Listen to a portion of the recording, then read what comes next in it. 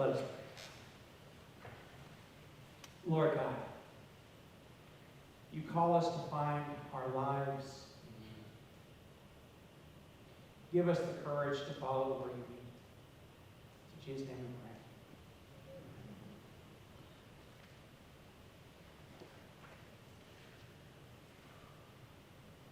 pray. In the 1980s, it had been a beautiful city. But in 1990, Sarajevo was a war zone.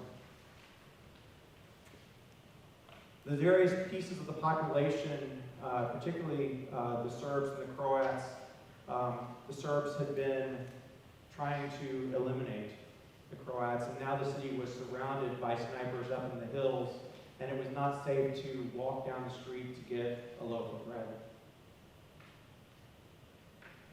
And in the midst of the city, there was a bakery that had been targeted by a sniper the day before, and 22 people had been shot. The next day, a man came, dressed in a tuxedo with a large cello, and sat down in front of the bakery and began to play a mournful tune. There's Albione was the tune that he was playing, but it was later found out that this man was the lead cellist of Sarajevo Symphony Orchestra.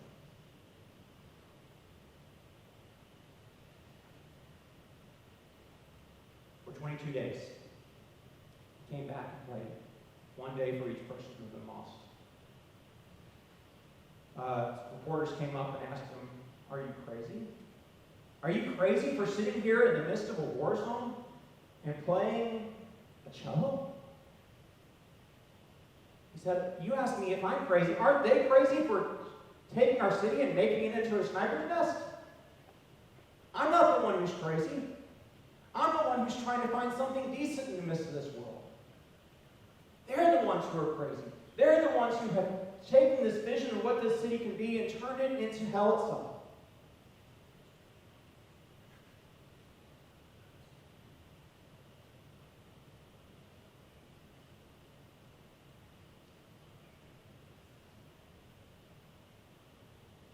You know, there are things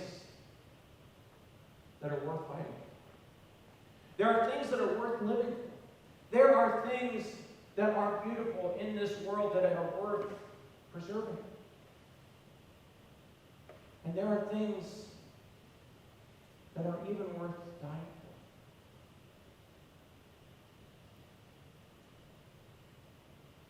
You know, one of the things that happens a lot of times when people become a master of their craft, whether it's a music instrument, whether it is, you know, a athlete or whatever, people say, "I want to be like you."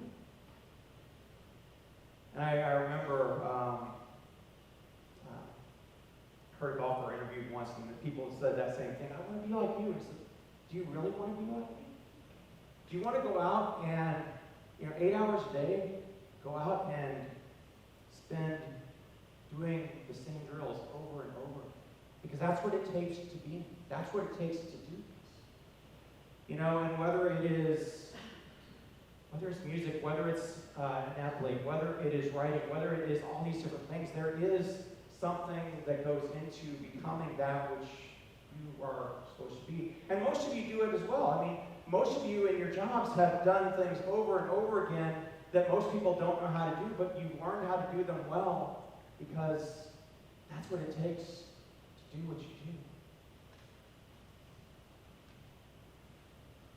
So Walgreens years ago had a advertisement about being at the corner of happy and healthy. That was what life was supposed to be about, right? That we were supposed to be at the corner of happy and healthy, and compared to being at the corner of sickly and unhappy, that's probably a better alternative. But is that all of life is? Is all of life just about being happy and healthy? Or is there maybe something else? Now, that's the question you're going to have to answer for yourself. I'm not going to give you that answer. I can't give you that answer because what makes life worth living for me is different than it is for you. But I will say that for a society that spends all of its time trying to live into this ideal of happy and healthy, we sure use an awful lot of drugs. We sure numb an awful lot with alcohol, or with our phones, or with the TV, or with going out and buying, or any number of other things, just to make this happy and healthy life feel like it matters.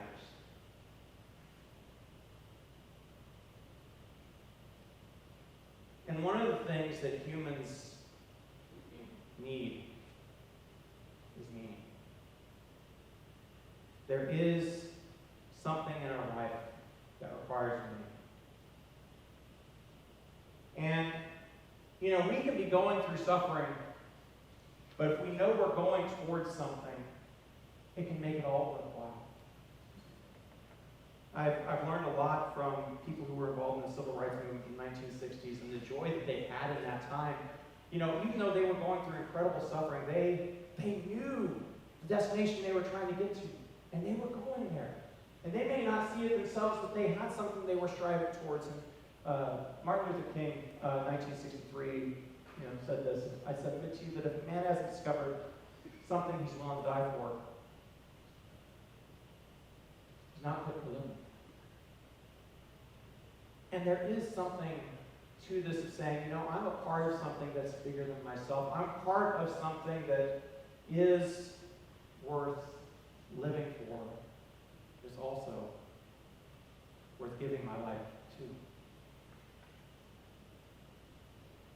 So all this to get to Peter's misunderstanding with Jesus. And so Peter, his last week, we heard, Peter comes to Jesus and says, "You're the Christ, you're the one we've been waiting for, you're the Messiah, you're the one who I want to follow." And then this week, Jesus tells us this is what the path is. So we're going to Jerusalem. And when I go to Jerusalem, there will be suffering. And I'll be handed over to the chief priests and the scribes and the elders, and I will be crucified. And I will die. And I'll be raised. But I don't think anybody's ready to hear that piece yet. I think Peter and the rest of the disciples get caught on this. Wait a minute, you're going to suffer. You're going to die? This is not the way it's supposed to be. And Peter comes to Jesus. So one of the things that the translation misses here, so the translation says, "God forbid that this should happen to you."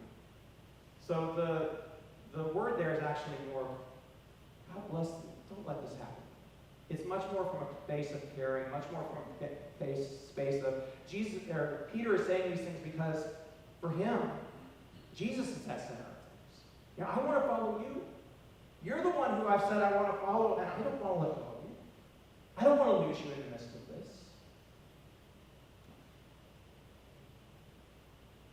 And I think sometimes we can get attracted, we can get attached to a person, and we lose sight of what that person's vision is.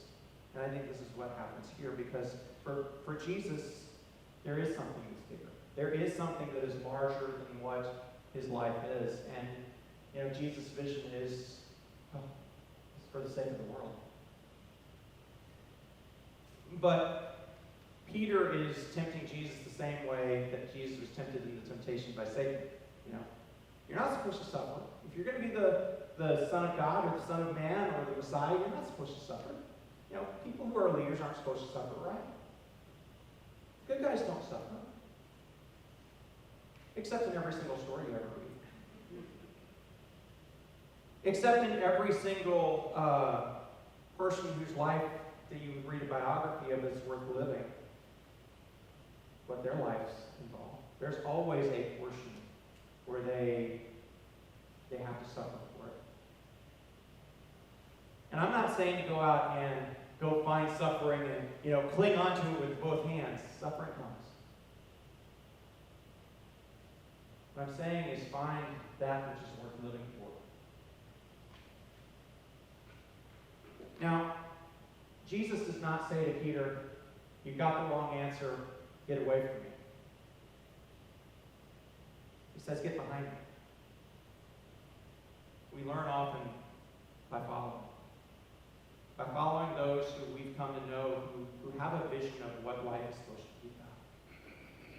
You know, maybe that's parents, maybe that's a coworker, maybe that's a leader, maybe it's a friend or a spouse, I don't know. But we often learn by following somebody else who, you know, we see something in them, they have that vision of what life is supposed to be about.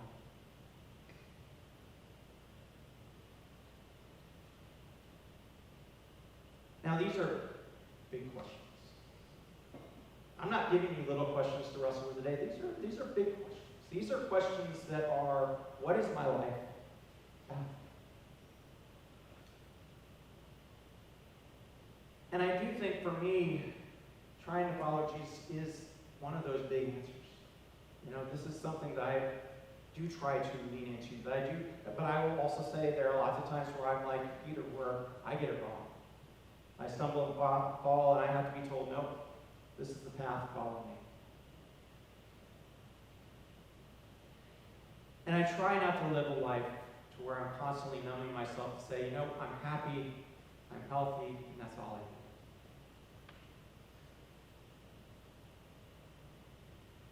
So, and I'm learning this as I go through. You know, so brothers and sisters, we're all trying to seek that life that's worth living. And worth dying. And yes, just like that cellist in Sarajevo, people may at times think, oh, you're crazy for all this work, all this love or devotion or time or effort or all these things you pour into this. And the reality is, they're looking on from the outside and they don't have that vision.